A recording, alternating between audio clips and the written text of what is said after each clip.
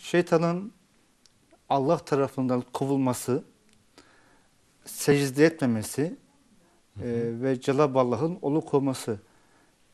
Şimdi Hallacı Mansur buraya çok güzel bir açıklama yapmış. İsterseniz Buyurun lütfen. Musa peygamber diyor, Tur Dağı'nda şeytanla karşılaştı.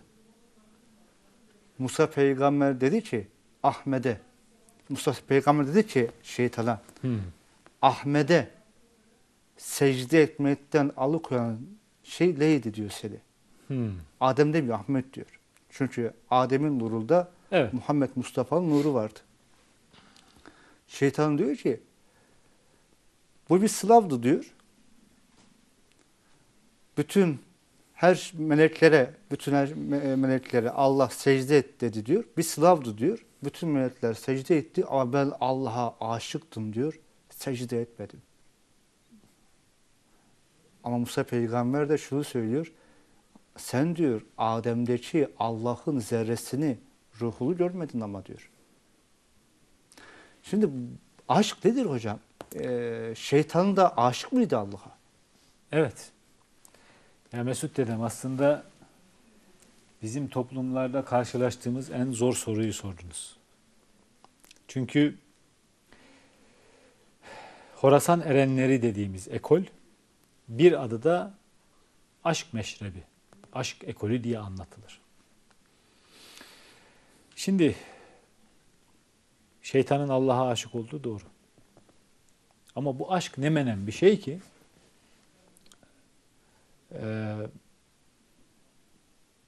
farklı etkiler yaratıyor. Yani şöyle diyelim, aşk deyince Allah aşkı, ilahi aşk, Allah'a aşığız.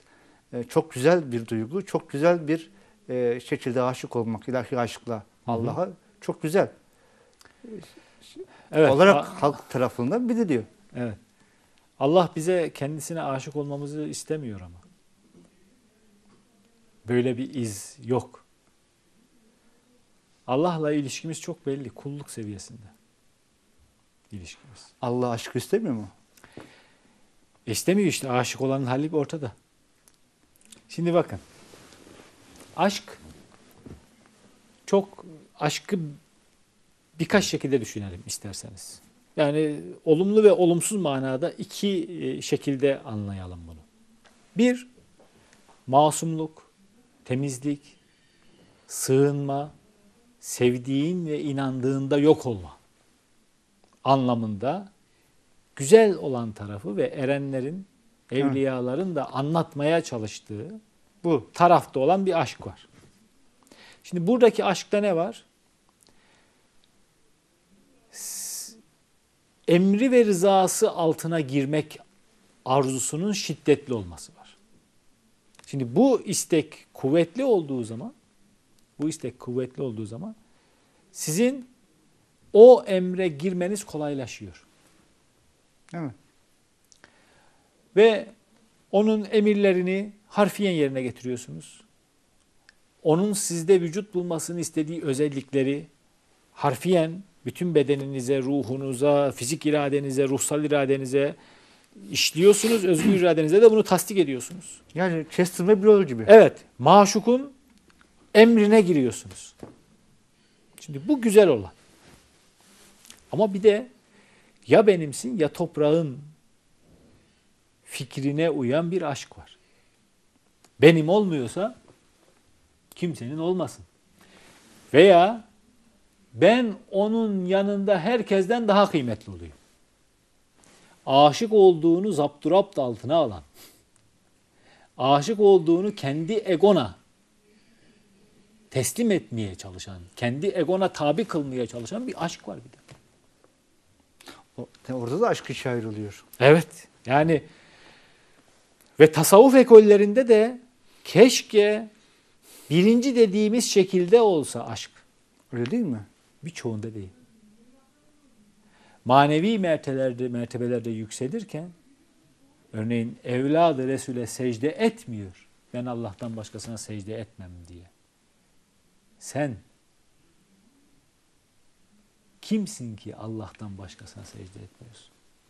Bu sözü bir tek şeytan söyledi.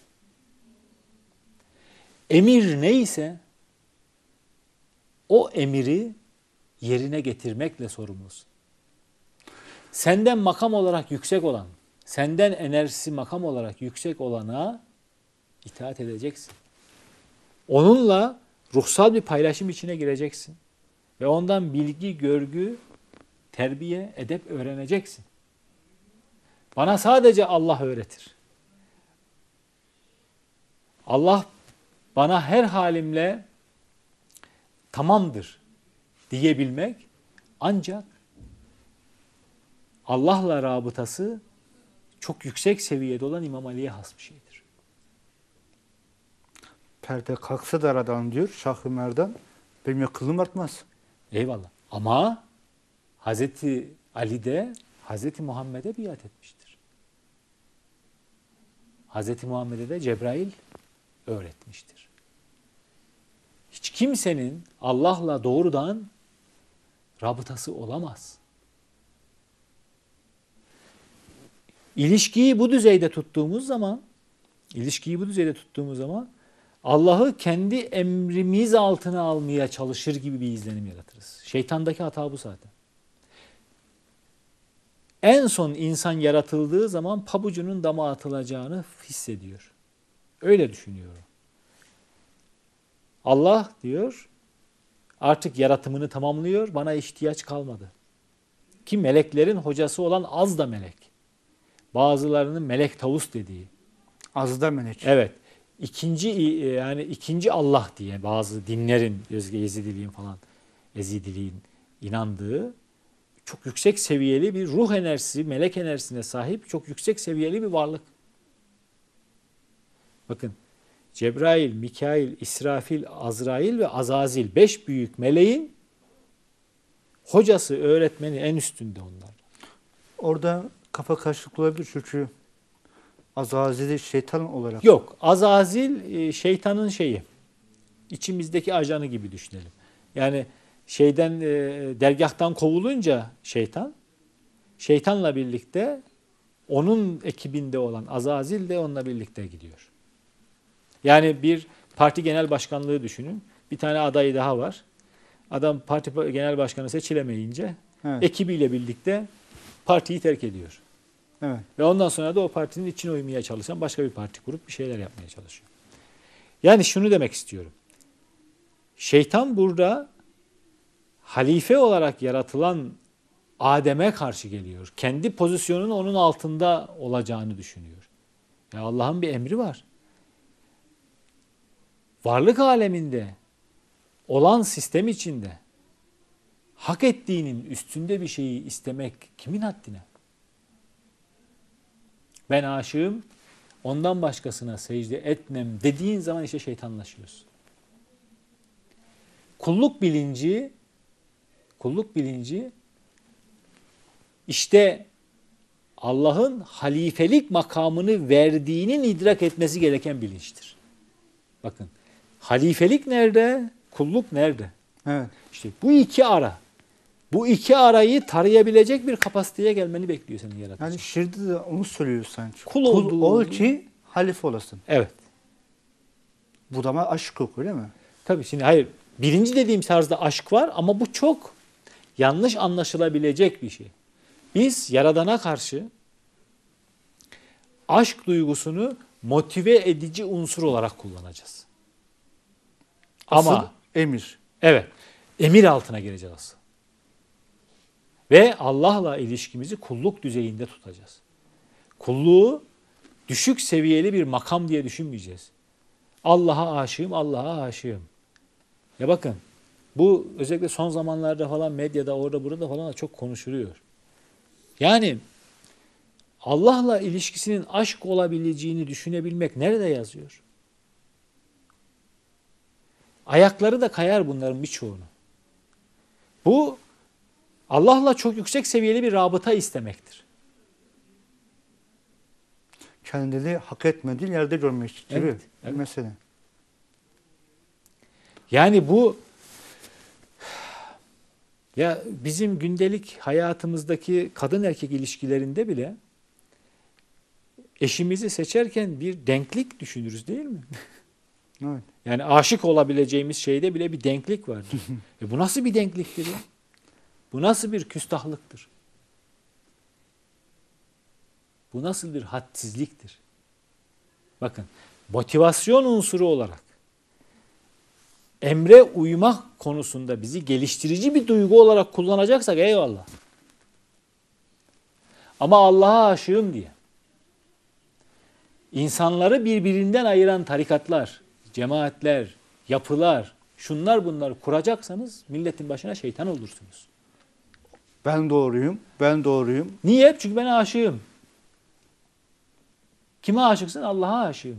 Ne için yapıyorum? Allah için yapıyorum. Kesiyorum, Allah için kesiyorum. Anlatabiliyor muyum? Ya bunun Evet. gideceği yerler o kadar tehlikeli yerler ki. Şeytanla ediyor. Tabii. Onun için bu noktalara çok dikkat edilmesi lazım. Ama hocam dediğiniz bir şey vardı.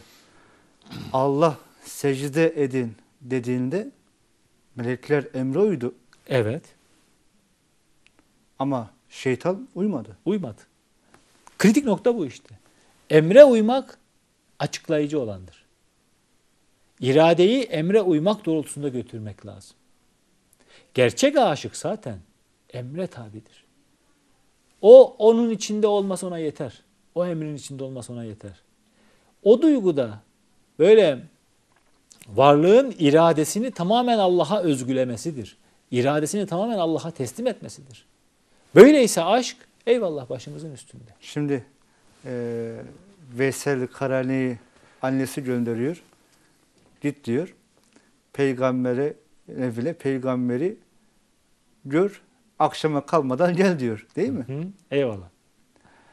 Veysel Karani Hazretleri geliyor. Peygamberin evine, peygamberi görmüyor. 3 ay yoldan gelmiş. Yani az bir zaman da değil, az bir yer de değil. 3 aylık bir yoldan gelmiş. Peygamberin evine geliyor, kapıya vuruyor. Kapıyı açan Hazreti Ali Murteza, Vazife-i Hazreti Fatıma Ana peygamberi soruyor. Peygamber evde yok diyor. Geri diyor. Dur diyor, bekle. Peygamber akşam gelsin ya da ertesi gün görürsün. Hayır diyor. Annem dedi ki git peygamberi gör, akşamın kalmadan gel. Emre uydu. Emre uydu. Evet.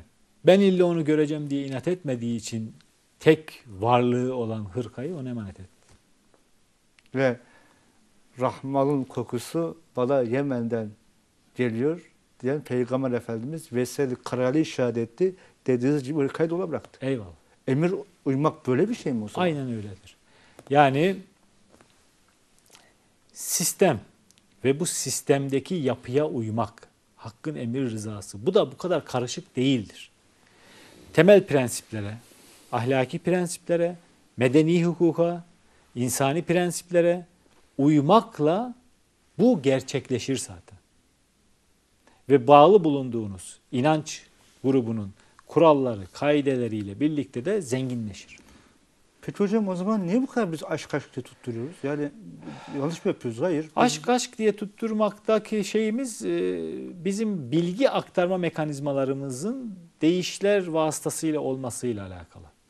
Şimdi değişleri de yazanlar çoğu aşıklar olduğu için yani ve O bir cezbeli bir ekolden geldikleri için bunu böyle anlatıyorlar. Ama bunu inanıyoruz ve kabul ediyorum ki ilk dediğimiz manadaki aşkla yazıyorlardır. Ama öbür türlü yazıyorlar ise onlar şiirlerde fark ediliyor zaten. Ayakları kayabiliyor. Yani kendilerini çok daha olmaması gereken makamlarda görüp ona göre sistemler kurup ona göre yetkiler icat edip kendine anlatılan deyişler de var. Bizim bütün deyişlerimizde yani evet. Kur'an-ı Kerim düzeyinde şey değil yani temiz sözler değil. Arada müdahale altında olan deyişlerimiz var. Kirlise deyişlerimiz çok var. Hepsi gerçeğin kelamı değil. Yani en sonunda bunlar 11 heceli, 8 heceli şiirlerdir. İyi bir şiir kabiliyeti ve ses bilgisi olan bir sürü insan bunları yazabilir. Ama hak kelamı dediğimiz, aktan okumak dediğimiz, yani okurum ağdan karayı bilmem. Yani kara yazıdan değil, ağdan, nurdan okurum diye Kulfakır Ali Derviş'in anlattığı. O ağdan okumak herkese nasip değil. O ağdan okumak kaygısız aptalın evliyadan gelen kelam okunan Kur'an değil mi? Gerçek velinin sözleri Sure-i Rahman değil mi? Eyvallah. Çün seni hak yarattı kendine mirat etti. Tecellisin zat etti surette insan değil mi? Diye anlattığı o evliyadan gelen kelam o yüksek makamlardan gelen bir bilgidir. Ona göre enerjisi vardır, ona göre hali vardır, ona göre etkisi, tesiri vardır. Ama onun dışında teknik olarak yazılan deyişler de vardır. Onun için bu yolu deyişler üzerine kurmak da doğru değildir. Bütün dinlerdeki, Kur'an-ı Kerim'deki bilgiler ve deyişlerle tasdik mekanizmasıyla, özellikle Kur'an'ın atıkların, yani yaşayan ehli kamillerin tasdikleriyle birlikte o ehli kamil yolu devam edecektir. Hakkın emri rızası doğrultusunda dosdoğru bir şekilde tekrar var zaten, görünecektir sadece. Yoksa hakkın emri rızası yolu hiçbir zaman kaybolmaz. Yani Bir şekilde az veya çok yürür. yani görünmüyorsa bazı insanların gözünde fark edilmiyorsa sanmasınlar ki bu yol devam etmiyor. Tabii.